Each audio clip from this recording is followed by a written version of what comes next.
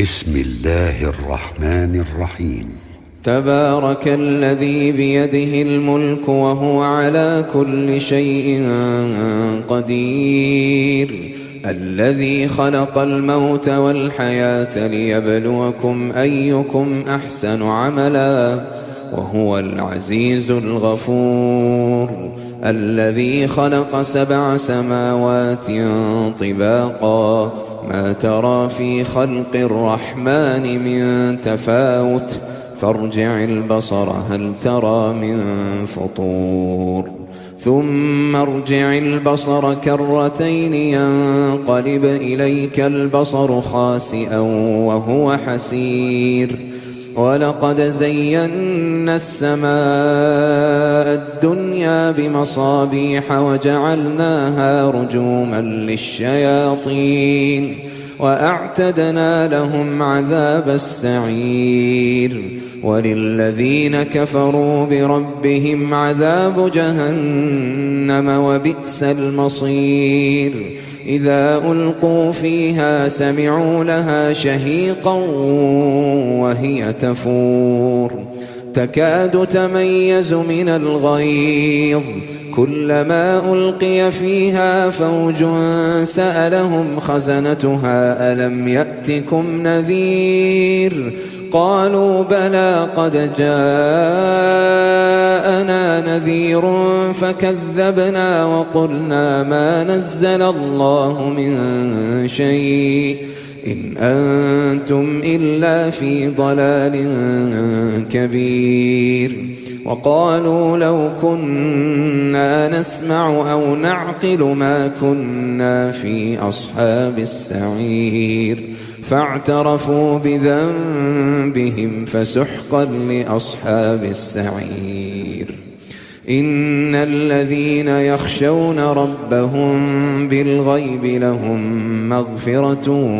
وأجر كبير، وأسروا قولكم أو اجهروا به إنه عليم بذات الصدور، ألا يعلم من خلق وهو اللطيف الخبير، هو الذي جعل لكم الأرض ذلولا فامشوا في مناكبها وكلوا من رزقه وإليه النشور، أأمنتم من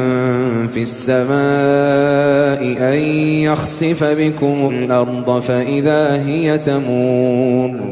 أم أمنتم من في السماء أن يرسل عليكم حاصبا فستعلمون كيف نذير، ولقد كذب الذين من قبلهم فكيف كان نكير، أولم يروا إلى الطير فوقهم صافات ويقبضن ما يمسكهن إلا الرحمن إنه بكل شيء بصير، أمن هذا الذي هو جند لكم ينصركم من دون الرحمن إن الكافرون إلا في غرور، أمن هذا الذي يرزقكم إن أمسك رزقه بل لجوا في عتو ونفور، أفمن يمشي مكبا على وجهه أهدى أمن يمشي سويا على صراط مستقيم، قل هو الذي أنشأكم وجعل لكم السمع والأبصار والأفئدة قليلا ما تشكرون، قل هو الذي ذرأكم في الأرض وإليه تحشرون، ويقولون متى هذا الوعد إن كنتم صادقين، قل إنما العلم عند الله وإنما أنا نذير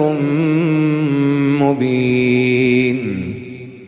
فلما رأوه زلفة سيئت وجوه الذين كفروا وقيل هذا الذي كنتم به تدعون قل أرأيتم إن أهلكني الله ومن معي أو رحمنا فمن يجير الكافرين من عذاب أليم قل هو الرحمن آمنا به وعليه توكلنا فستعلمون من هو في ضلال مبين قل أرأيتم إن أصبح ماؤكم غورا فمن يأتيكم بماء